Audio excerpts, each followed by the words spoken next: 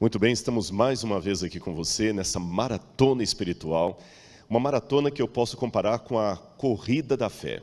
Aquela mesma corrida que todos os que forem correndo pela graça de Cristo Jesus e o poder do céu receberão a coroa da justiça. Amém? Muito bem, vamos colocar ali na frente já a minha apresentação de hoje. Hoje vamos falar sobre modernidade líquida. O que é isto e quais são as implicações para o adventismo? Deixe-me apenas colocar uma pequena, não correção, mas um esclarecimento. Não existe, não deve pelo menos existir, adventismo líquido. Na verdade, nós estamos vivendo um tempo líquido, mas o adventismo, enquanto identidade denominacional teológica, ele não pode ser líquido. É justamente esta a ênfase que nós queremos dar aqui. E já que eu fiz esse esclarecimento, também não posso me furtar de novamente colocar o meu protesto. Eu confesso perante os milhares que estão nos assistindo que eu tenho muita raiva de dar palestra depois do Michelson Borges. E vocês vão entender, eu já falei isso em outra situação, os PowerPoints dele não valem. São tão bem feitos e agora duplamente, ele e a Agatha Lemos, e os meus são muito simplórios. E se você ver, você vai perceber que pode não existir evolução, mas existe involução. Mas eu espero que o conteúdo, caso chegue ao seu coração, e eu quero até admitir uma coisa espiritual agora. Eu dei uma brincadeira aqui para quebrar o gelo, mas nós, é lógico, criamos um grupo de WhatsApp apenas para organizar os detalhes. Quem falaria nessa primeira etapa da maratona? Sim, porque haverá mais duas. Depois o pastor Gilson vai anunciar para você. Há outros nomes chegando aí. Dr. Alberto Tim vai falar para nós, Dr. Elias Brasil, há outros palestrantes da igreja. Há muita coisa ainda. Essa é a primeira etapa de uma trilogia, se eu posso usar essa expressão, da maratona espiritual. E nós criamos um grupo ali apenas para determinar quem falaria agora, quem não pode em novembro, quem falará primeiro. Mas eu não me assentei com nenhum dos palestrantes para coordenar as falas. Mas o Espírito Santo trabalha de tal maneira que eu posso dizer, pelo menos da fala do Michelson e da Agatha, que parece que eu sentei e montei a palestra junto com eles. E no decorrer da minha você vai entender isso aqui. Mas antes de entrar propriamente na minha parte, que é mais filosófica, eu quero também, conforme fizeram os meus colegas, começar pela Bíblia Sagrada. E quando eu fiz a semana de oração aqui no NASP, sobre Apocalipse, eu fiz um convite especial a você, que não ficasse só ouvindo a mensagem, mesmo que o texto bíblico fosse colocado ali no telão, que você lesse na sua Bíblia. Eu quero convidar você agora a abrir a sua Bíblia. Se você usa um aplicativo, não tem problema, um smartphone, um computador ou uma Bíblia aí do lado, leia comigo alguns textos do Apocalipse. Eu quero começar e você vai entender o porquê dessa minha preocupação sobre a modernidade líquida. Apocalipse capítulo 13. Eu quero ler aqui a partir do verso 9. Apocalipse 13, verso 9 diz assim: se alguém tem ouvidos, ouça. Se alguém tiver de ir para o cativeiro irá. Se alguém tiver de ser morto à espada, pela espada morto será. Aqui está a perseverança e a fidelidade dos santos. É interessante que se você olhar esse texto do Apocalipse, essa primeira parte que fala aqui, se alguém tiver de ir para o cativeiro irá, aqui João está citando quase textualmente uma passagem do livro de Jeremias, capítulo 15. E ali em Jeremias chama a minha atenção que este oráculo de Deus não é dado contra os ímpios. Esse oráculo de Deus é dado contra o povo que se recusa a ouvir a aliança de Deus. Ali o Senhor diz que ainda que Moisés e outros heróis da fé se interpusessem entre Deus e o povo intercedendo, ainda assim ele não se inclinaria para ouvir aquele povo. É interessante que certa feita no passado Moisés pediu a Deus: perdoa esse povo ou risca o meu nome do livro que o Senhor escreveu. Mas na hipérbole profética de Jeremias, Deus diz que ainda que isso acontecesse, ele não cederia, porque o povo quebrou definitivamente o pacto, a aliança com Deus. A releitura disso no Apocalipse me dá a entender que a perseverança dos santos vem no momento de grande apostasia do meio do povo de Deus. E ao mesmo tempo que a besta do Apocalipse é um poder apóstata, por isso eu não posso identificar a besta como sendo o islamismo, como sendo algum movimento não cristão, mas um movimento que sai do cristianismo, porque para ser apostatado um dia você teve que ser fiel.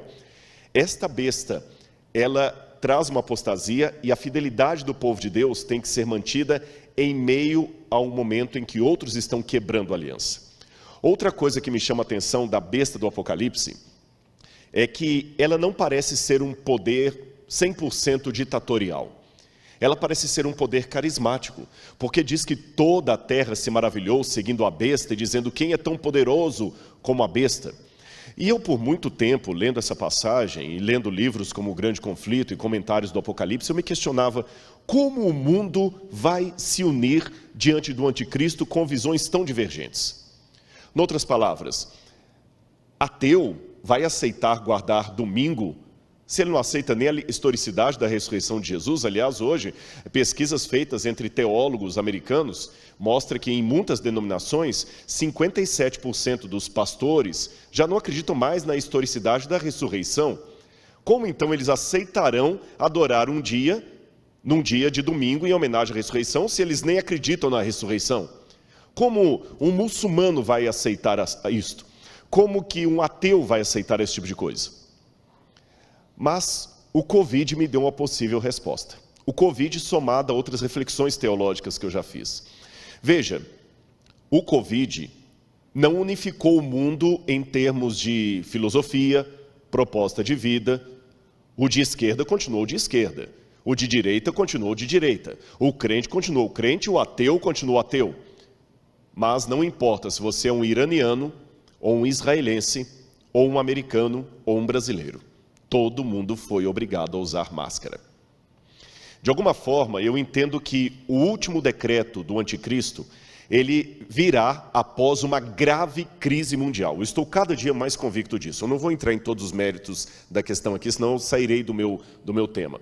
Ele virá depois de um momento de grande crise, mas não será uma união efetiva. Talvez será algo semelhante à união da terça parte dos anjos que caiu com Satanás do céu. Se a união só existe em Cristo, eu não consigo entender que os anjos do diabo são completamente unidos e fiéis um ao outro. Não. Fidelidade, união, amor, isto pertence à luz, pertence a Deus. Se é assim, como é a organização dos anjos caídos? Eu tenho comigo a impressão que eles se odeiam. Eles não podem se amar, porque o amor é só do lado de quem está com Deus. Eles se odeiam. Eles não são unidos como um time. A única coisa que os mantém coesos é o fato de trabalharem por uma causa perdida e saberem que Lúcifer é mais poderoso do que eles. Mas eles não são unidos porque têm um amor um pelo outro. Eles têm apenas um propósito em comum. Assim também a união do mundo em torno do anticristo não será necessariamente uma união de ideias, de doutrinas. Eu acredito que quando o decreto dominical sair, o ateu continuará ateu, o muçulmano continuará muçulmano. Eles vão se unir a esse decreto por um motivo comum, mas não por uma união de ideias. Como hoje, o Covid obrigou pessoas de ideias tão opostas se unirem, ainda que momentaneamente, colocando máscara. Aliás, o próprio Apocalipse fala que os chifres que estão sobre a besta, em pouco tempo, odiarão a prostituta que está na besta. Mostra que não será uma união efetiva. Mas eu quero terminar essa minha explanação do texto bíblico com um ponto que serve de introdução para a palestra que eu quero dar para você nesse fim de tarde e início de noite. Continue sua Bíblia aberta agora em Apocalipse, capítulo 13, continuamos aqui no capítulo 13, nos versículos 16 em diante. Quando fala da marca da besta, diz assim: a todos os pequenos e os grandes, os ricos e os pobres, os livres e os escravos. Percebeu? Quando o decreto dominical sair, continuará havendo rico e pobre, livre e escravo, pequeno e grande. O mundo continuará assim. Mas o que os unificará, assim como aquela unificação dos agentes de Satanás, que não é necessariamente uma união, mas uma unificação apenas num único propósito, faz com que lhe seja dada certa marca na mão direita ou na testa, para que ninguém possa comprar ou vender, senão aquele que tem a marca, o nome da besta ou o número do seu nome. Se você olhar bem o Apocalipse, e o Michelson fez referência aqui a isto, o espetáculo paralelo de Satanás. Eu vou fazer referências à palestra do Michel e da Ágata, porque estão muito coadunadas. O Espírito trabalhou mesmo aqui nesse negócio. Se você olhar o espetáculo paralelo de Satanás, ele é refletido no Apocalipse. O diabo, ele não imita o caráter de Deus, mas ele faz uma paródia de Deus para enganar. Alguns rápidos exemplos apocalípticos. Cristo aparece como aquele que recebe o direito de se assentar no trono de Deus Pai. E ele se assenta no trono de Deus Pai como um cordeiro degolado, porque a palavra esfrazo no grego significa um cordeiro degolado, mas que estranhamente estava vivo, uma ferida de morte, mas que estava vivo. O dragão, que é o diabo, também tem uma das suas cabeças degoladas, ferida de morte, mas sobreviveu. Cristo estava vivo pela ressurreição. O dragão está vivo por uma falsa ressurreição. Ele sobreviveu, mas Cristo tem uma marca de degola no pescoço, o dragão também tem uma marca de degola no pescoço. Cristo se senta no trono de Deus Pai, e o dragão dá também o seu trono à besta. Cristo coloca na testa dos 144 mil o seu selo de propriedade. E a besta coloca na testa das pessoas, não o seu selo, porém a sua marca. E qual a diferença entre selo e marca? Quando você vai, tanto no original grego do Apocalipse, como na cultura romana daquela época, era interessante notar que o selo significa alguém que tem uma propriedade, que pertence, uma identidade. Selo, grave aí, se você estiver anotando essa palestra, anote, selo. Eu estou agora não falando só da Bíblia, estou falando do mundo em que a Bíblia foi escrita, desde a época da Mesopotâmia, passando pelos persas, gregos. Aliás, no Museu do NASP, do campus de Engenheiro Coelho, nós temos, no Museu de Arqueologia, uma coleção de selos originais dos tempos da Bíblia. E quando a gente examina esses selos, chama a minha atenção que eles têm uma marca, ou melhor, uma identificação. Selo tem a ver com a identificação daquele ou daquilo que é selado. Se você sela uma carta, é para dar identidade à carta. Se você sela uma pessoa, é para dar identidade à pessoa. Porém, a marca é diferente. No mundo greco-romano, época em que o Apocalipse foi escrito, na época de Roma, a marca era dada sobre escravos ou pessoas que, de alguma forma, perdiam a sua classe social. Um escravo, por exemplo, ao receber uma marca na testa, poderia, por exemplo, muitas vezes escrever apenas assim, fugitivus, que significa escravo fujão. A marca tira a identidade da pessoa. A marca era colocada, por exemplo, uma prostituta, uma mulher que perdia o direito de ser uma mulher de renome, uma matrona na sociedade romana, ela recebeu uma marca, podia ser com ferro quente na testa, desde a época da Grécia, ou seja, as marcas nunca eram bem vistas na sociedade greco-romana, porque a marca era algo para tirar a sua identidade.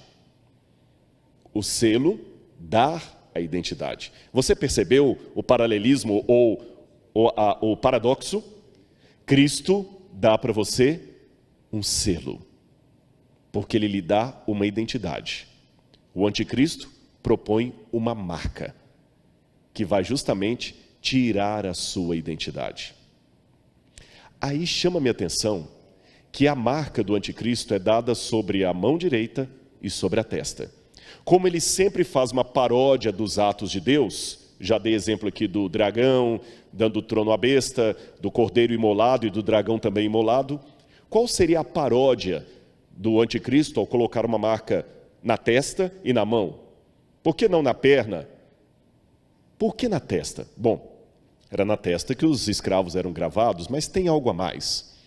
Se algum dia você tiver a oportunidade de ir a Israel, ou mesmo no YouTube, você procurar um vídeo assim, escreva lá no YouTube, Muro das Lamentações, Jerusalém, Judaísmo. Você se deparará com a cena de alguns judeus orando com uma caixinha preta aqui na testa e outra que eles geralmente seguram na mão esquerda. E essa caixa tem uma tira de couro. E ele, quando vai fazer a oração dele, ele coloca aquela caixinha no Muro das Lamentações e vai fazer a oração dele. Baruch haba Beshem Adonai Eloheinu melech. E aquela caixinha preta é chamada de teflim em hebraico. Teflim vem da palavra tefilá, que significa prece ou preces no plural. E de onde vem a ideia dessa caixinha preta na testa e na mão? Se você depois olhar a sua Bíblia no livro de Deuteronômio, capítulo 6, verso 8, ou também em Êxodo, capítulo 13, verso 6, você vai ver que Deus mandou que os hebreus colocassem por frontal, entre os olhos, na testa e na mão, um resumo da lei. E os judeus realmente colocam naquela caixinha um resumo da lei. Eles colocam 4 textos do Antigo Testamento. Um deles é o Shema Israel. Shema Israel, Adonai Eloheinu, Adonai Echad. Ouve, ó Israel, o Senhor teu Deus é único. E se você procurar a enciclopédia judaica, por exemplo, ela vai explicar que esse fato do judeu usar uma caixinha preta na testa e na mão significa a disposição máxima da identidade judaica. Através daquilo, ele está mostrando que ele é judeu e está fiel à lei de Deus. Com esse contexto em mente, lembrando que o Apocalipse foi escrito por um judeu e por uma igreja que tinha uma parte de membros vindos do judaísmo, Deus partiu do conhecido para o desconhecido. Mostrou para João que no futuro haverá um grande desafio para o povo de Deus que tem a ver com a fidelidade aos mandamentos e a identidade do povo de Deus. A identidade. Com isto em mente, eu posso começar a minha palestra agora para você sobre, não o adventismo líquido, mas sobre os tempos líquidos em que estamos vivendo. Eu quero começar com uma parábola para você. Preste atenção nessa história que eu vou colocar. Que romance poderia haver entre um rato e um ferro de passar roupas? Eu quero contar uma parábola sobre a identidade. Essa parábola seria mais ou menos o seguinte: Jesus contava parábolas, então vou imitá-lo. Havia uma casa que tinha um ratinho muito esperto, que vivia correndo na cozinha para todo lado, driblando a vassoura da dona da casa, driblando as ratoeiras, as armadilhas, e feliz. Mas era um rato solitário, que não sabia o que era ser rato. E um dia, nas suas andanças pela casa, aquele ratinho viu que a dona da casa estava passando roupas, e ela colocou o ferro de passar roupas assim em pé. Mas o ferro estava desligado. E ele, curioso com aquele objeto, subiu, e quando ele viu o ferro colocado ali como um espelho, ele viu seu próprio reflexo ali no ferro. Como ele nunca tinha tido contato com nenhum outro rato, ele era solitário, ele olhou aquele reflexo e assustou um pouco, e depois fez oi, e o reflexo respondeu oi. Ele levantou a patinha, e o reflexo levantou a patinha. E ele pensou, puxa, eu tenho um companheiro. Será uma companheira? Eu posso ficar até melhor, não vou ser mais um rato solitário. E daqui a pouco a dona chegou e ele, vem, corre comigo. Só que o reflexo correu para um lado e ele para o outro, é óbvio. E ele ficou triste, amargando dias e dias de depressão, esperando pela ratinha dele que ele não via mais. Na semana seguinte, a dona da casa foi passar a roupa. E ele subiu e viu a namorada dele ali, já até considerava namorada. E ele ficava sentado ali, olhando para ela, conversando. Na verdade, ela só repetia o que ele falava ao mesmo tempo que ele, mas ele não era tão exigente assim, estava cada dia mais apaixonado. Até que depois de algum tempo, ele arriscou pedir um beijinho. E quando ele foi beijá-la, queimou a boca dele. Ele saiu correndo desesperado, falando, puxa, quem pode entender as ratinhas? Ela estava tão de bem comigo, por que ela me machucou? Era só falar que não queria o beijo.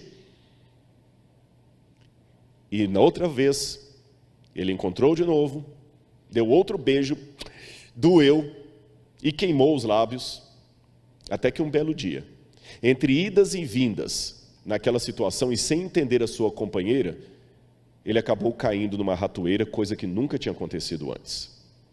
Moral da história: o fato do rato não saber quem ele era, o fez se apaixonar por um ferro de passar roupas, mesmo sendo ilógico a imaginar que possa existir uma relação entre um ferro e um rato.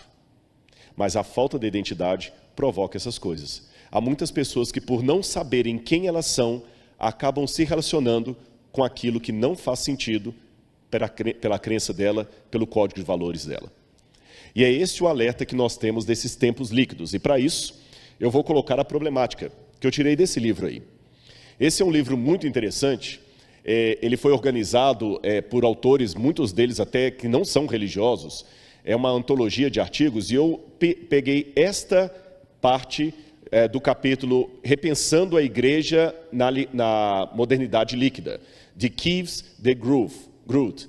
Ele escreveu o seguinte: um aspecto está assombrando o mundo cristão, o espectro da igreja líquida. Igrejas sólidas tentam acusá-lo ou contê-lo, no entanto, um movimento está começando a aparecer. Novas manifestações de ser igreja estão tomando forma, enquanto as antigas instituições estão desgastando continuamente. Sites, festivais, publicações religiosas e encontros sugerem uma rede de crentes cristãos caracterizada por uma avaliação positiva da pós-modernidade e transcendendo as distinções entre conservadores e liberais. Esse movimento da igreja aparece sob vários nomes: igreja emergente, nova igreja, novo paradigma, igreja líquida. Eu repito, essa fonte que eu peguei aqui é uma fonte secular, não são autores piedosos, nem da Casa Publicadora Brasileira, porque, pela minha área filosófica, eu também navego ali fora para ver o que eles estão dizendo. E eu estou me surpreendendo de encontrar muita coisa que eu acredito ali. Note, se eu apenas citasse esse texto aqui para você, sem dar a fonte, você diria: isso aí é alguma coisa que a igreja escreveu que você está querendo colocar. Não, são estudiosos, em outras palavras. Você que está clamando tanto para que haja uma outra igreja, uma nova igreja adventista, e o Michelson leu de maneira muito clara aqui Ellen White, eu vou fazer parceria agora, lendo praticamente o que Ellen White falou, mas por autores que não são da igreja adventista. Ou seja, há sociólogos, há psicólogos, filósofos e estudiosos do comportamento humano que estão observando essa tendência de liquidificar a igreja sólida, em novos formatos. E eles mesmos estão levantando alerta. Eu estou lendo um livro muito interessante agora, também não terminei de ler ainda, que é escrito até por ateus, 2 ateus, um de Harvard, outro de Yale, que falam justamente sobre a pós-modernidade e o que eles estão percebendo, como é que essa pós-modernidade está emburrecendo as pessoas. Mas sobre isso eu falarei numa outra oportunidade. Agora, para a fundamentação teórica, que eu quero me valer de um autor muito famoso e muito conhecido, que você talvez já esbarrou no nome dele por aí. Eu vou colocar na tela quem é esse autor. O nome dele, Zygmunt Bauman. Você já está aparecendo para você. Zygmunt Bauman. Zygmunt Bauman é um dos maiores intelectuais do século XX, sociólogo polonês agnóstico. Então, já admito para você que ele, por ser agnóstico, eu vou apresentar algumas discordâncias dele também. E ele que cunhou essa ideia de modernidade líquida. Ele, judeu, foi criado em Varsóvia, foi professor em Varsóvia, foi comunista de carteirinha, fez parte do Partido Comunista Polonês, enfrentou o antissemitismo, foi expulso da Polônia, migrou-se para Israel, foi professor da Universidade de Tel Aviv, depois recebeu um convite para ser professor da Universidade de Leeds, na Inglaterra, e lá ele deslanchou pelo mundo. E os livros dele hoje são publicados em todo lado. Eu mesmo estou mudando um pouco a minha nomenclatura de pós-modernidade para modernidade líquida, graças à leitura de Zygmunt Bauman. Repito, para a notinha de rodapé. Não significa que eu endosse tudo o que ele escreve. Eu vou apresentar algumas discordâncias também. Mas eu acho que ele vai nos dar um pano de fundo interessante, porque a Agatha e o Michelson apresentaram, cada um a seu tempo. Ela falou da Revolução Francesa e mostrou o olhar profético do Apocalipse. O Michelson também a partir da história do Adventismo. Eu estou mostrando agora o mesmo critério, só que com o olhar de alguém de fora, Zygmunt Bauman. Em outras palavras, eu me surpreendo quando eu vejo verdades da revelação expressas até pelos de fora. Como Jesus falou, as próprias pedras clamarão. Então, o que Zygmunt Bauman fala sobre a pós-modernidade? Aqui estão alguns livros que ele publicou, você pode ver aí, são muitos livros. O interessante é que ele já faleceu, ele sempre escrevia, apesar de profundo e acadêmico, com uma linguagem popular. Eu vou mostrar para você o que ele quis dizer com modernidade líquida a partir de um gráfico. Eu vou tentar resumir isso aqui, é uma aula de quase um semestre, eu vou tentar resumir para ficar dentro do meu tempo aqui. O que é pós-modernidade e modernidade líquida? Preste atenção aí no quadro que vai aparecer para você agora. Preste atenção nesse gráfico. Nós temos a história filosófica do Ocidente a partir do cristianismo bizantino é o cristianismo a partir de Constantino no quarto século. Do quarto século depois de Cristo até o século XVI, você tem um período que filósofos chamam de pré-modernidade. Depois dos séculos XVI ao século XX veio o período chamado modernidade. E a partir do século XX até o século XXI, a pós-modernidade. Assim estão divididos os séculos, a história do mundo ocidental, do pensamento ocidental, em muitos livros. Eu vou explicar para você rapidamente o que foi cada um desses movimentos. Vamos começar pela pré-modernidade. Preste atenção, aqui você tem um quadro e eu quero que você fixe sua mente nesse quadro.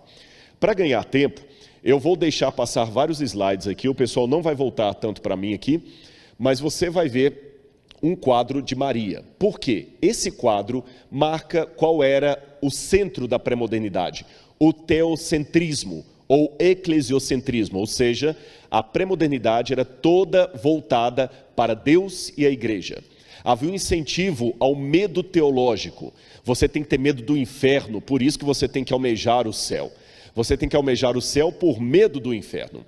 A igreja dominava o ensino a partir das várias universitas, que eram instituições medievais de ensino dominadas pelo catolicismo.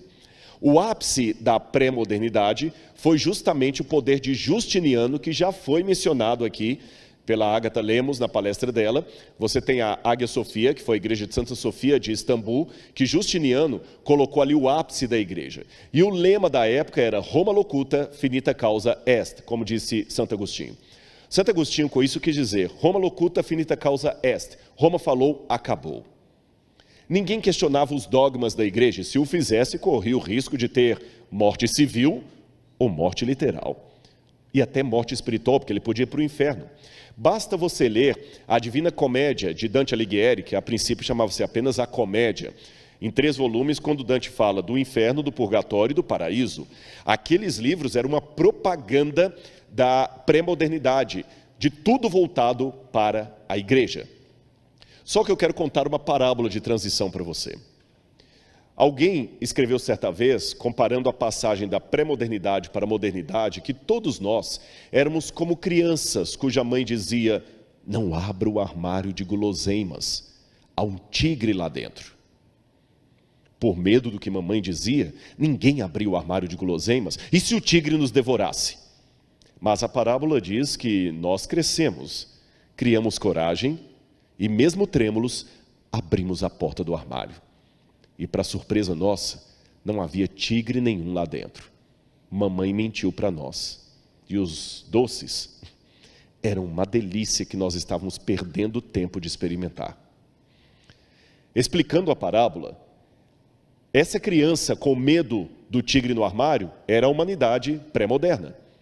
O tigre no armário era tudo o que a igreja ensinava. E a mamãe que falava do tigre e ameaçava com ele, era a própria religião. Só que a humanidade agora se tornou moderna. Abriu a porta do armário, descobriu a ciência. Percebeu que o tigre não estava lá dentro. E que mamãe mentiu para nós. Aí nós podemos inaugurar a modernidade. Veja agora na sua tela. A modernidade é caracterizada justamente por essa mudança. Você percebeu o primeiro quadro? Mostrava Maria. Agora é a Mona Lisa. Os quadros, as artes, não agora representam apenas o sagrado, agora representam também o profano, representam também o secularizado. O centro da modernidade não é mais Deus, porém o ser humano é antropocêntrico e o cientificismo. Agora um incentivo ao otimismo científico, o progressismo, Augusto Comte, e também um incentivo para a sociedade, produtivismo. O secularismo começa a dominar o ensino. Você não tem apenas as universidades dominadas pela igreja, mas você tem agora também a universidade, nascida na França. O ápice disso, já mencionado na palestra anterior, é Robespierre. E o lema é o lema de Descartes, cogito ergo sum. Curioso que quando Descartes diz cogito ergo sum, penso logo existo, Descartes não estava indo contra a fé. Descartes foi cristão.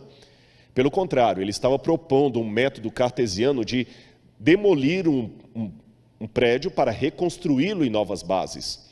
Porém, a proposta que se seguiu depois do raciocínio cartesiano foi justamente de anular a fé e tudo mais. E o que está no coração de tudo isso? A Revolução Francesa.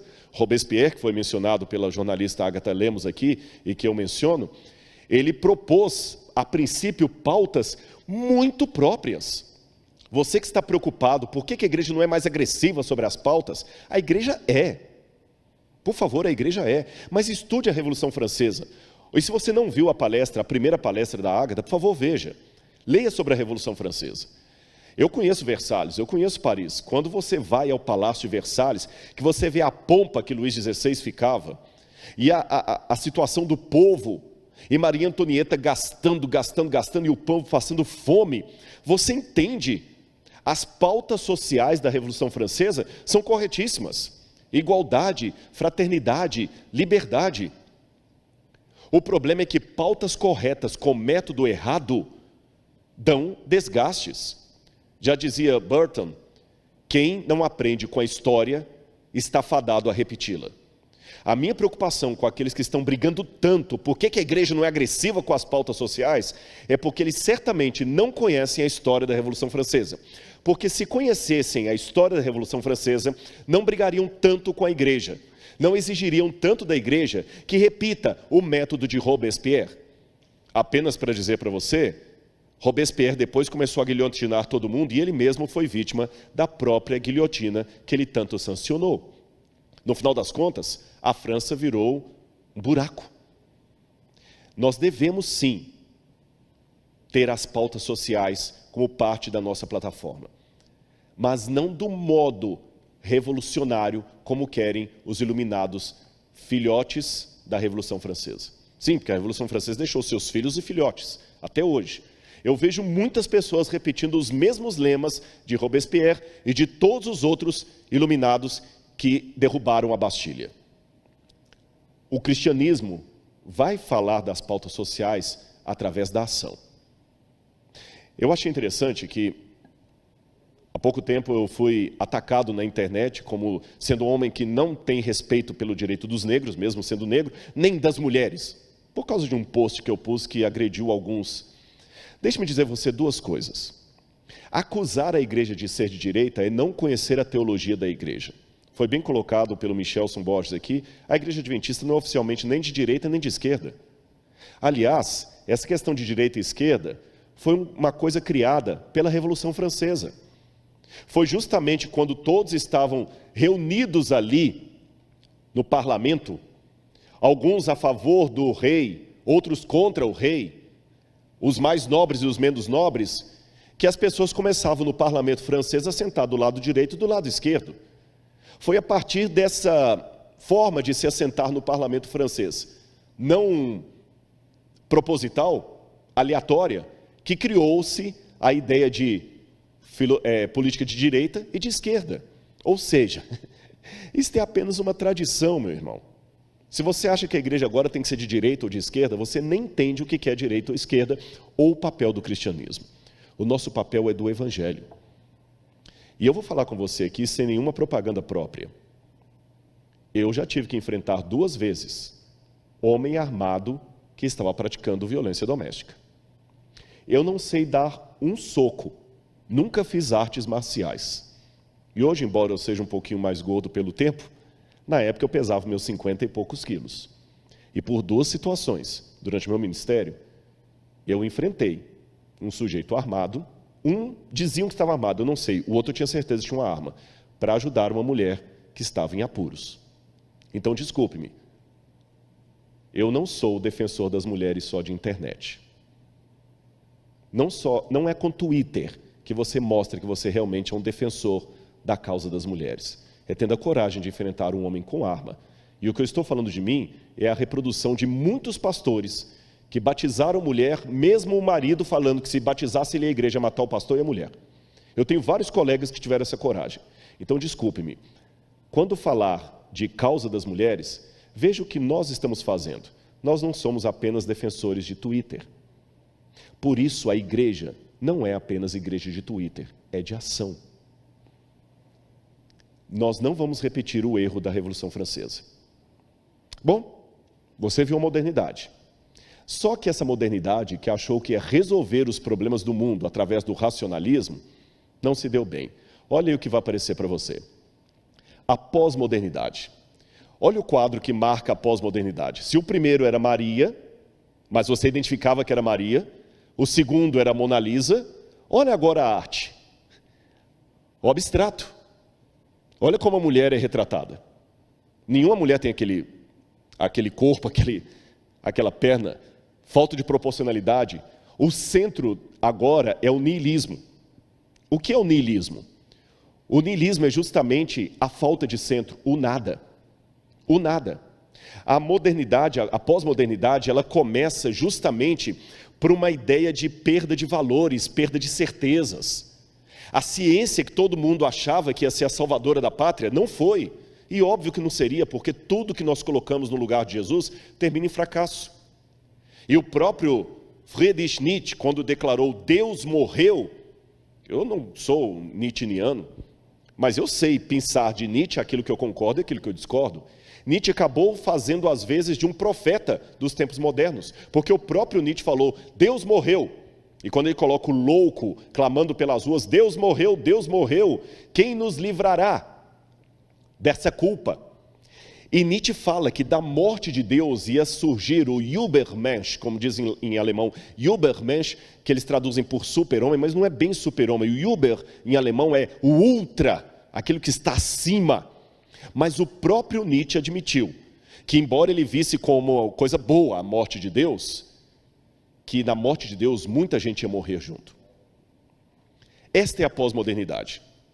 E a prova maior que ela realmente se acentuou é que, pouco tempo depois da morte de Nietzsche, Nietzsche morre em 1900 ou 1901, se eu não me engano, pouco tempo depois você tem a Primeira e Segunda Guerra Mundial, e todo aquele endeusamento da ciência começou a cair por terra. Se na pré-modernidade diziam Deus existe, na modernidade diziam Deus não existe, na pós-modernidade eu não sei. O lema agora não é cogito ergo sum, não, o lema agora é que o meu amor seja eterno enquanto dure. Se é eterno, não pode ser enquanto dure. Você percebeu como são paradoxos esses tempos? Você percebeu como é nulo? Eu vou contar outra parábola para você entender a passagem da modernidade para a pós-modernidade. Imagine que todos nós estávamos andando numa carruagem, e os cavalos andando. Mas todo mundo dentro da carruagem está chateado com o cocheiro. Essa carruagem balança muito, ele não passa por pradarias agradáveis. Ah, se eu estivesse lá em cima eu faria melhor. Até que dentro da carruagem todo mundo tomou uma decisão. Vamos jogar esse cocheiro no chão, vamos tomar conta da carruagem, nós conseguimos guiá-la melhor. E nós, dentro da carruagem, a humanidade, fizemos isso. Alguns subiram ali, os mais fortes, e a gente só escutou os socos e o corpo do cocheiro caindo, rolando. E lá de cima todos gritaram, viva, a carruagem é nossa, eu também quero andar um pouquinho, eu também, todo mundo vai poder guiar. Agora está sob a nossa direção. Só que daqui a pouco, os que estão lá em cima, com as rédeas na mão, gritam assim, escuta, alguém aí dentro já guiou a carruagem? A gente pensou que você sabia, não. A gente só tinha que tirar o cocheiro. Eu também não sabia. Ninguém sabe guiar os cavalos que estão em disparada indo para o precipício. E o que no início era uma comemoração, agora se torna um pânico geral. Estamos indo para o abismo e não sabemos o que fazer. Esta parábola ilustra a passagem da modernidade para a pós-modernidade. Quando o homem tirou Deus do centro da história, quando o homem tirou Deus da guia do mundo, ele percebeu que ele não dá conta de guiar a história do mundo. Então, como está indo para o abismo, sabe o que as pessoas começam a fazer dentro da carruagem?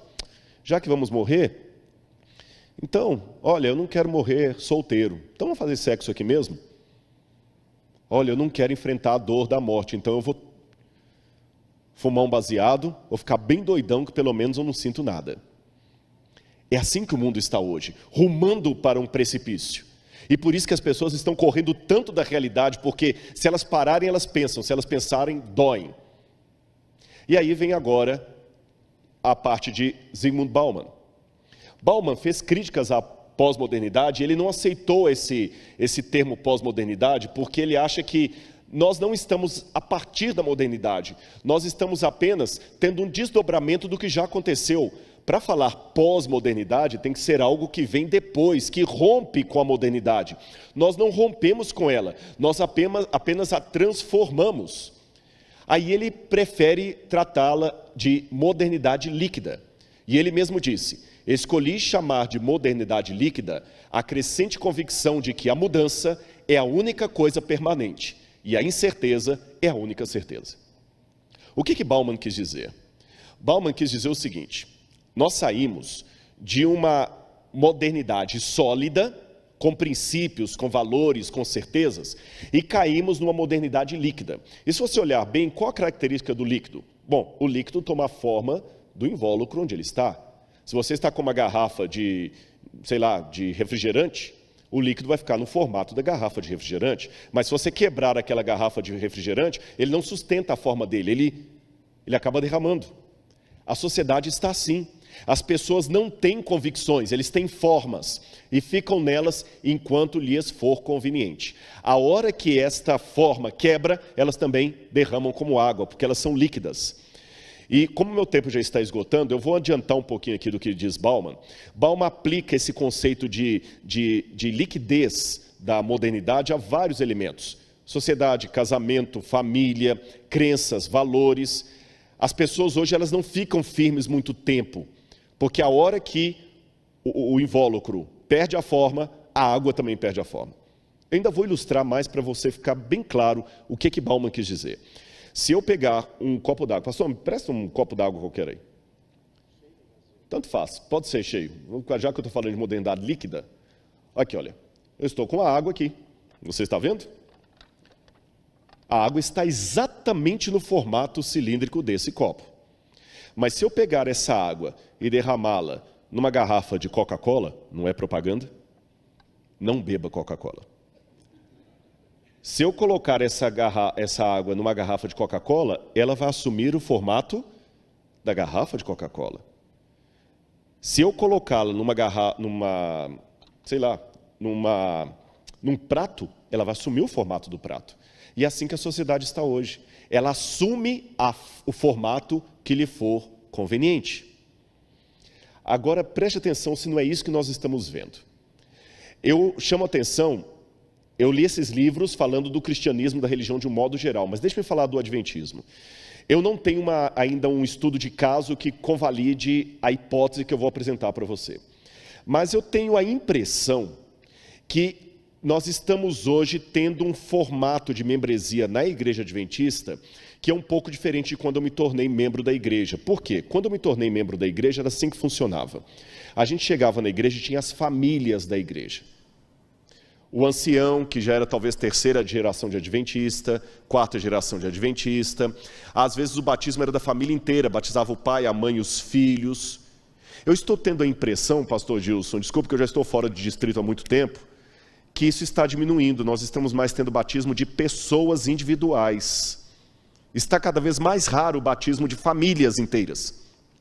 É uma pessoa que vem. Pode até vir depois a mãe, a sogra, mas uma pessoa.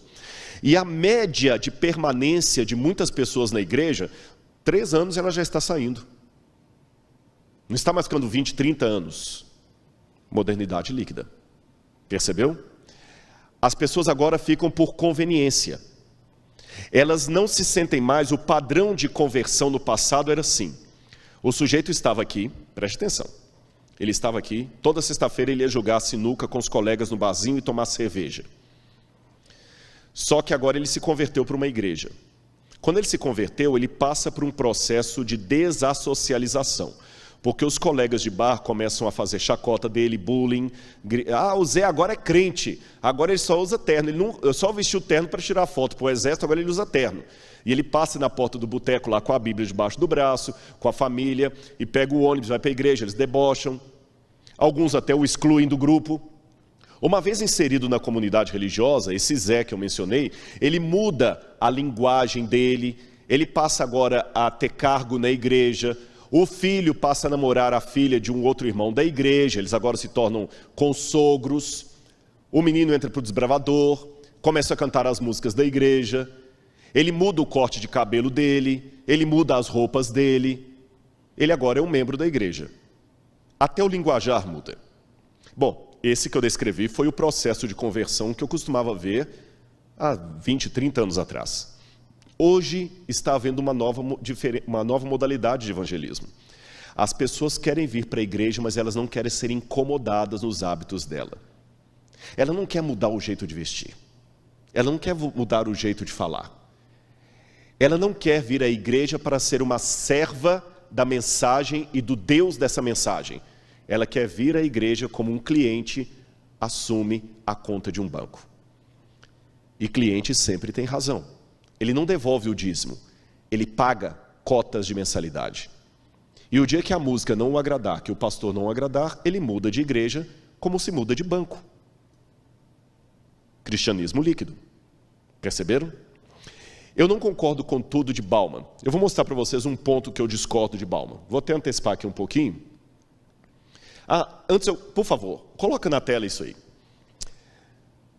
Eu estou adiantando minha palestra por causa do tempo, mas isso aqui eu quero chamar a atenção porque o Michelson mencionou isso. Eu confesso, Michelson, que eu já li o Capital, mas eu não li o Manifesto Comunista completo. Eu li umas partes dele. Mas eu me surpreendi quando Bauman diz o seguinte, e ele foi educado no movimento comunista polonês. Ele observa que já no Manifesto Comunista havia um prenúncio da modernidade líquida, um prenúncio que sublinhou que tudo o que é permanente deve ser liquidado.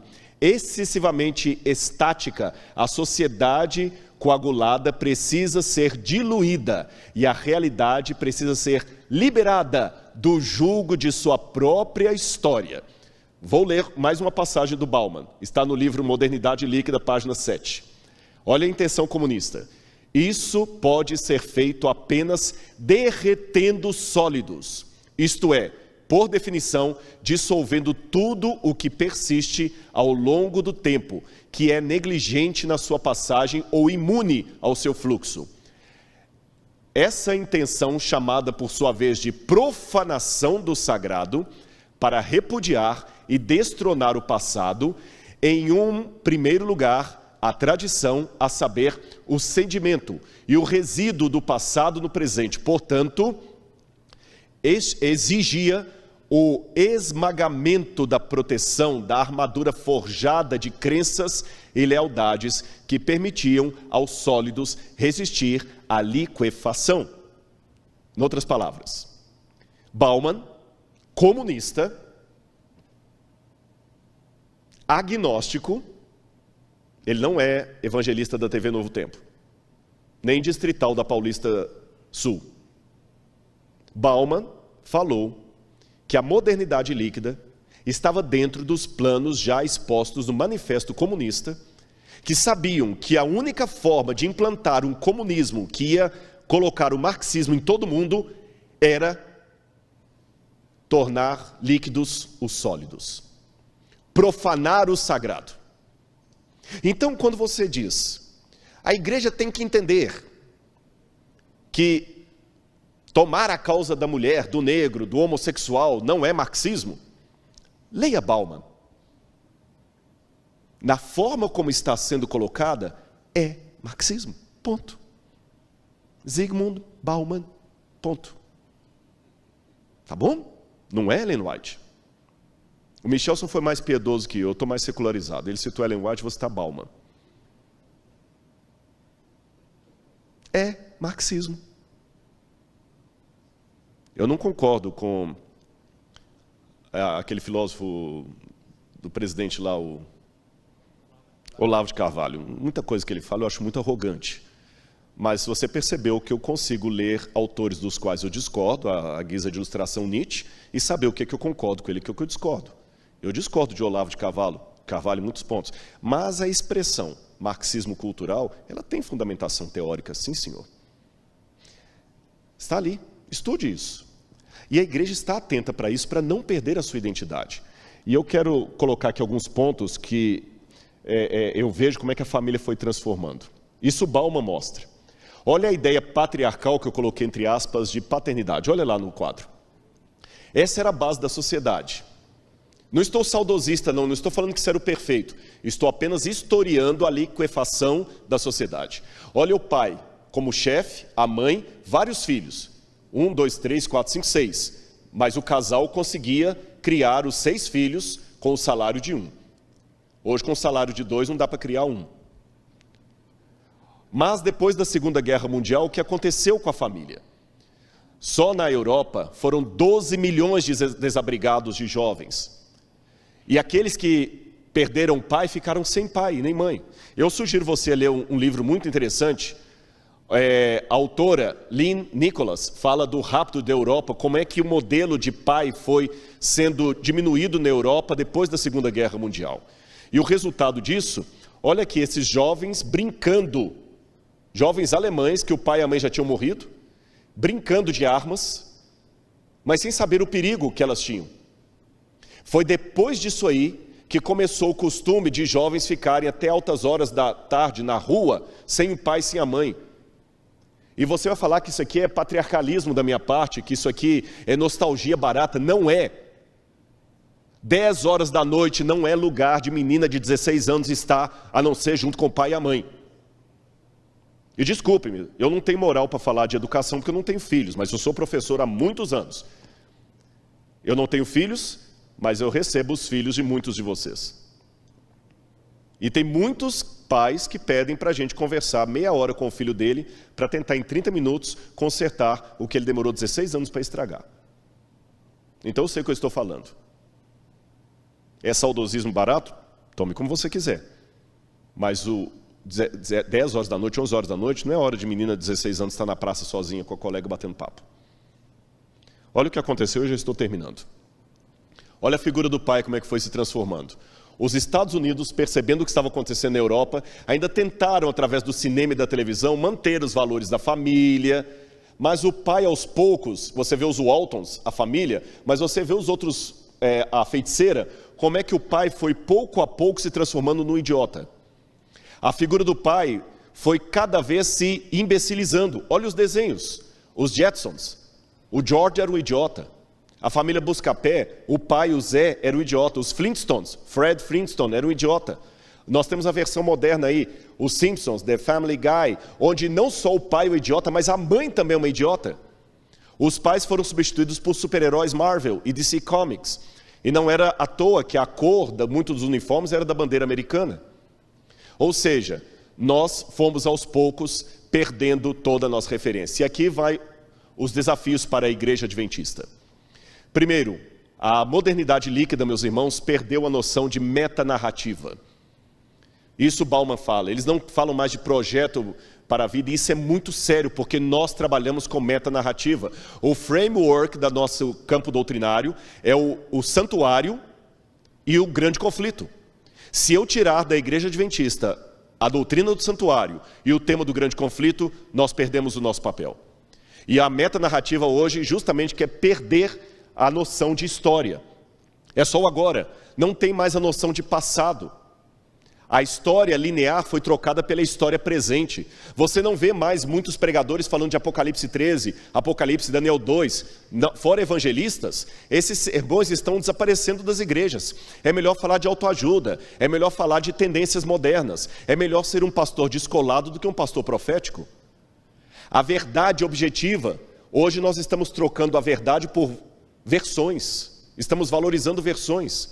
Vivemos a era do era pós-cristã, pós-verdade, pós-colonialismo, mas não rompemos de fato com o anterior, apenas nos desencantamos com ele. Os relacionamentos sólidos, a permanência na igreja. E para terminar, eu quero dizer para você aqui uma coisa, eu queria chamar o quarteto para cantar para mim aqui. Eu teria mais coisas para falar, mas eu quero ser fiel com o tempo aqui a outros palestrantes. O problema de muitas mensagens hoje não é o que dizem, é o que falta ser dito. Semana passada eu publiquei um vídeo no meu canal, no YouTube, onde eu falei do perigo das verdades pela metade. Se o nutricionista diz para um pré-diabético, coma doce apenas nos finais de semana, olhe o perigo de ler isso apenas pela metade. Ele dirá, o nutricionista disse, coma doces. A verdade completa é, coma doces apenas no final de semana. Repito, O problema de muitas mensagens hoje não está no que elas dizem, mas no que falta ser dito. E muitas pautas sociais, por mais válidas que sejam, quando elas ocupam o lugar que não lhes compete, elas se tornam heresia. Sabe por quê? Eu vou dizer a você, heresia é um lado da verdade que ficou louco. O que é heresia do legalismo? É a heresia que enfatiza tanto a fidelidade aos mandamentos, que é uma verdade, mas esquecendo-se da graça. É uma heresia. O que é a heresia do ebionismo? Uma heresia que enfatiza tanto a humanidade de Cristo, e ele de fato se tornou homem, que nega a divindade dele. Perceberam? Heresia é um lado da verdade que ficou louco, ou um lado da verdade que tomou o lugar que não lhe pertencia. Causas sociais são verdade, no local correto. E para que nós cantemos de maneira espiritual aqui, eu quero dizer para vocês uma coisa. Eu vou só trocar de microfone, que o outro já está aqui, está ali já. Uma coisa que eu aprendi aqui, vamos só trocar.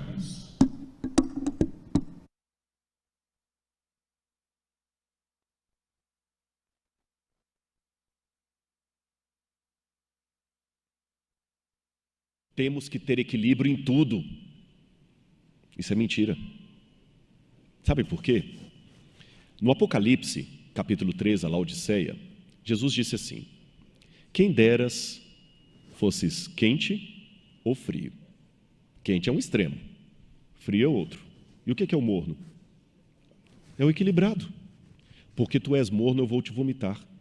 Mas Jesus vomita o equilibrado? Sabe o que eu aprendi? Nós devemos ter equilíbrio apenas nas coisas de Deus. Eu tenho que ter equilíbrio entre orar e trabalho missionário. Eu tenho que ter equilíbrio entre recreação e estudo. Nisso eu tenho que ter equilíbrio. Eu tenho que ter equilíbrio entre ano bíblico e dar folheto. Mas, no que diz respeito a Deus e o mundo, eu não posso ter equilíbrio. Eu tenho que ser radical. Não posso ter equilíbrio entre o céu e o inferno. Não posso ter equilíbrio entre a igreja e o mundo. Aí eu tenho que assumir posição radical, porque, segundo o Apocalipse, Jesus vomita os equilibrados. E eu estou esperando esse Jesus voltar. Por isso que nós cantaremos agora o primeiro verso que eu aprendi da Igreja Adventista, que é justamente João 14, 1 a 3.